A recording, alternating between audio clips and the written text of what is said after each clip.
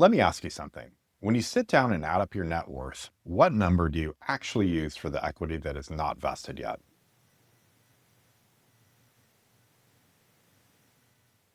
Because most people do one of two things here, and both of them are wrong. Some people leave it out completely.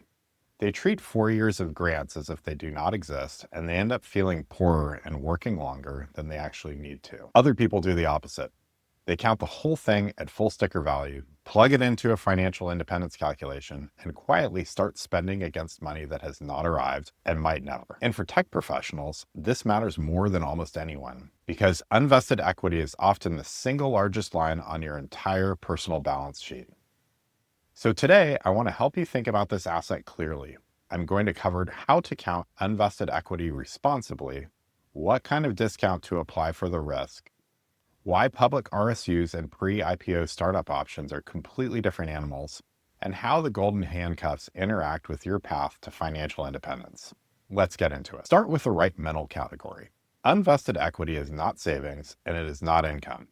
It is a conditional future claim. It is a promise that pays out only if you stay and the company performs, and in some cases, a liquidity event actually happens. That is a real thing with real value, but it is not the same kind of asset as the cash sitting in your brokerage account. So keep it on a separate line. Your financial independence number, the amount of liquid, diversified wealth that makes work optional, should be measured in assets you actually control. Vested and sold equity counts, cash counts, index funds count. Unvested equity is a different column entirely. It is a pipeline of potential additions to that number. It is not part of the number itself. And this separation is not pessimism. It is clarity. Because when you stop blending the two, you can suddenly see two useful things at once. Where you actually stand today, if everything stopped, and how fast that pipeline could move you forward if it delivers. Both numbers matter. Confusing them is exactly what gets people into trouble. Now, if you do want to fold unvested equity into your planning, and that is reasonable to do, the key is to do it with a discount instead of at face value. Here's the principle. The grant is worth its sticker price, multiplied by the probability that you actually receive it. And that probability is well below 100%. So think of the discount as stacking a few separate risks on top of each other. First, there is vesting risk. The chance that you leave or get laid off before the shares actually vest. And in a volatile industry, that is higher than most people like to admit. Second, there is company risk. The chance the share price falls or the startup never reaches a liquidity event at all.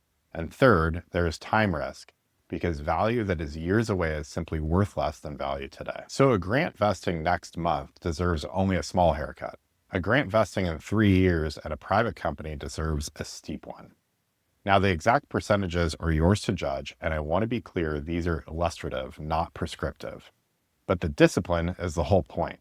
A near-term public RSU might reasonably be counted at most of its value.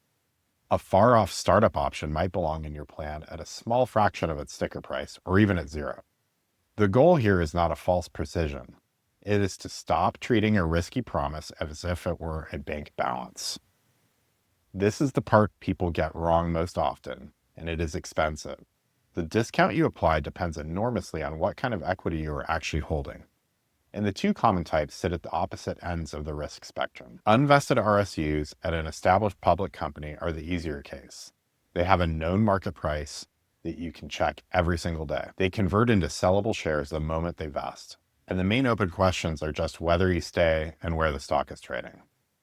The value is volatile, but it is legible.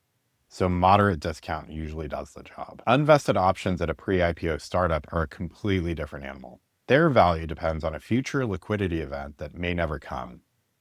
The strike price means they can end up worth nothing if the company stalls out. And even after they vest, you often cannot sell them, sometimes for years. The paper value on a startup offer letter is a possibility. It is not a balance. And that is exactly why the planning around it, things like the 83B election and what you do with your options before an IPO, matters so much. Both kinds of equity can build real wealth, but only one of them should ever be counted at anything close to face value. Okay, here is where the emotional part runs straight into the math. Unvested equity is designed on purpose to keep you in your seat. And the closer you get to financial independence, the tighter those handcuffs start to feel. Because there is always one more vest just ahead. And walking away always means leaving money on the table. So here's the reframe. Treat the next tranche of unvested equity as a known, finite cost of leaving, not an infinite reason to stay. It is the same logic as treating a career change as a plannable event rather than an emergency. If you're already at or near your independence number measured in assets you actually control, then the unvested grant is not the thing keeping you safe. It is a bonus for staying, and you get to decide whether that bonus is worth the time it costs you. Naming the exact dollar amount you would forfeit turns a vague sense of guilt into a clean, rational decision. And this is really why building your independence number out of diversified, vested assets matters so much.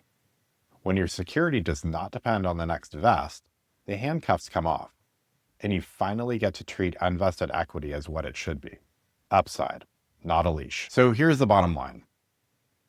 Unvested equity is real, but it is uncertain, so count it as exactly that. Keep it off your core independence number, which should be built from assets you control, and track it separately as a discounted pipeline with a heavier discount for startup options than for public RSUs. Do that, and the golden handcuffs lose their grip, because you can finally see the difference between the wealth you actually have and the wealth you have merely been promised. If you want to talk through your specific situation, the link to schedule a call is in the description. And if you haven't subscribed to Vested yet, my weekly newsletter for Bay Area tech professionals, the link for that is down there too. I'll see you next week.